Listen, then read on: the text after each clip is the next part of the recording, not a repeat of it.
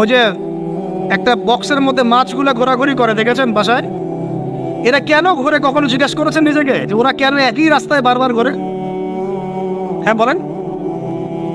ব্রেইনের ধারণ ক্ষমতা এতটুকুই, ও যে রাস্তা দিয়ে যায় ও ভুলে যায় কোন রাস্তা দিয়ে এসেছে। ওই জন্য প্রতিবার এই রাস্তাকে ওর কাছে নতুন বলে মনে হয়।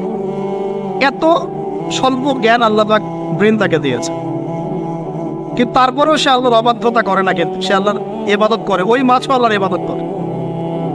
এখন আমাদের সমাজে এমন কিছু মানুষ দেখতে পাওয়া যায়, জ্ঞান বুদ্ধি মাশাআল্লাহ এমন বলদের পর্যায়ে, যদি বলি কাশ্মীর মনে হচ্ছে জান্নাত, বলবে যে কাশ্মীরকে জান্নাতের সাথে তুলনা করছে। সুবহানাল্লাহ। যাই হোক, আপনাকে যেটা বলছিলাম, যদি এই বিয়ের ডিসিশন আপনি ঠিক রাখতে পারেন, দুনিয়াতে জান্নাতের একটা ফ্লেভার পাবেন ইনশাআল্লাহ।